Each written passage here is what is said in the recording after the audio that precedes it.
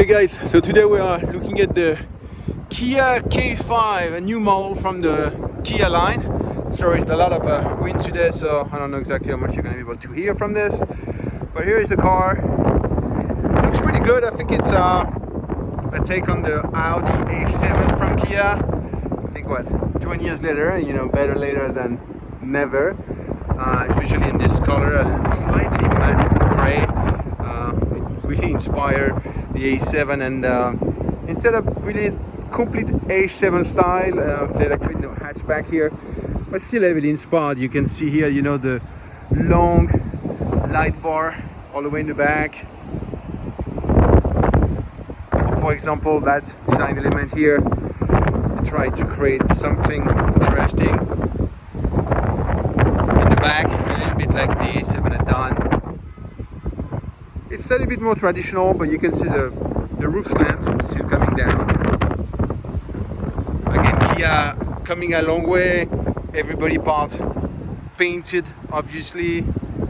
Cool headlight in the front. Lots of design elements, lots of cool design elements coming out.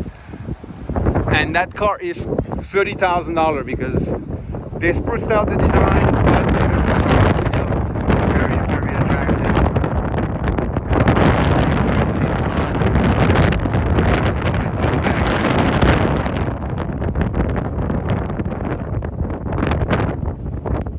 Whoa. Okay, closing the door here. Hopefully you're gonna be able to hear me a little bit more. It is really windy outside today. Okay, so here's the interior of the car. Overall, really nice cabin. Very nice cabin. A lot of design elements. Almost maybe too busy for some, but I think that's nice. Again, this is $32,000, guys. So you have the little stereo speaker grill with a perforation, which is trendy right now.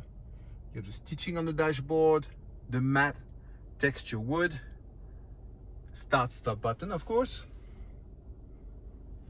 brushed aluminum around the vents, LCD integrated somehow, but I mean, BMW doesn't do that much better than this. Looking down, you have USB plug. The gear lever is a little strange, a little bit slacking here, I think, on the design. A lot of different buttons. Everything here is gloss black on the center, so some may object to that, but I think it looks good. I mean, you can just clean it up. It's really not that big of a deal. Steering wheel, really nice. Lots of well integrated button, good diameter. The leather on the steering is nice. Regular dash. I mean, it's a little old school, but still very clean with the center LCD. And one of my favorite features, the light gray interior, which look a little bit like the Silverstone gray from BMW, which means it's not totally gray. It got a little bit of a bluish tone to it, and it was kind of very trendy in the M cars a few years back, and I think they're bringing it back here in Kia. I think it looks really nice. And as a treat, massive sunroof here, so that's pretty cool. The seat in the front is set up for me. I'm 6 feet tall and I have plenty of space, so that's pretty cool. I mean, I really have plenty of space for my legs, plenty of space for my head here as well. So very comfy in the back. I mean, not a limo, but honestly more space than most even big time SUVs. So very nice. It's a little bit of those wings kind of here in the back. You have those in the front also, another design element. But you can see the deviated stitching here, the matte wood, brushed aluminum. I'm sure they're plastic, but it looks very good. And even what's relatively hard plastic is imprinted nicely in a leather pattern, so it looks nice. And also you can see here the armrest, gloss black, but with a little insert of the leather here. Very well done. You even have some air vents in the back. You can control the AC from here, but you also have two plugs there. Overall, really nice cabin. Okay, let's get behind the wheel and see how it feels. I think for me on the outside and the inside and the price, it's a win. So I hope I'm not going to be deceived when I jump behind the steering wheel. Okay, so we're behind the wheel of the Kia K5. It has a good amount of power when the turbo kicks in, but it's really not a sports car in any way, shape or form. This is really geared more toward comfort. It's a sedan where you're gonna be using this to commute every day, put a ton of miles on it, and you're a smart person, so you're buying an affordable sedan, considering you're gonna run it to the ground. Might as well just save your money and save the mileage from a nicer car, maybe buy a sports car on the side, and this will be your beater or commuter. And beater is a little extreme because this is very, very nice inside out. It's not a sports car by any means, but it gives you a little bit more feel, a little bit more feedback than I'd say the Hyundai Sonata, for example, which is exactly in the same price range, around $30,000. They are both finished very nicely. The comfort is good, the handling is good. The interior are actually impressive for the price, with a lot of great materials in both cars.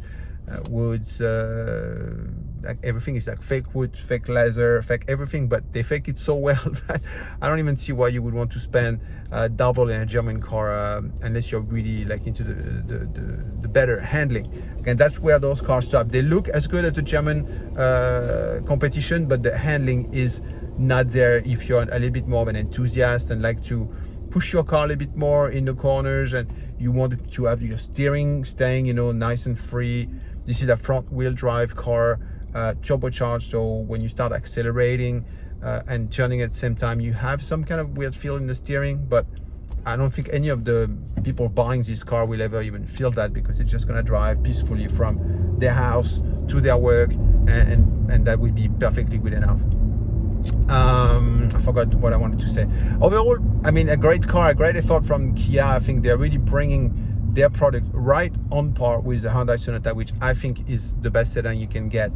And at the price point at $30,000, I mean, it's really interesting to look into those cars, even if you were going to buy a crossover like everybody else, because you want the hatchback flexibility, you want potentially seating a little bit more people, but you're gonna pay a big premium for that. So if you're really just commuting, or maybe you have 2 cars in a household, maybe 3 cars, and you just want something to put a lot of miles on it and drive comfortably, I think those 2 cars at $30,000 are a great price proposition. It would be kind of hard to beat. Lots of space in the back to bring still your kids around. Again, the trunk also is pretty decent. You can fold the seat, but the opening to the main cabin is pretty small, so that's where you can still put long objects, but it's not like you're going to be able to shave a TV inside there because of the compartment between the trunk and the rear seat. If you want a commuting car at an affordable price, you know you're going to put ton of miles into it, but you still want something comfortable, really look at the Hyundai Sonata and the Kia K5. I know you want to buy BMW 3 Series.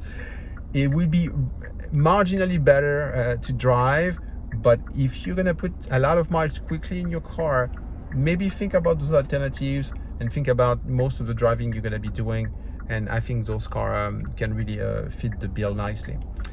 I think that's about it.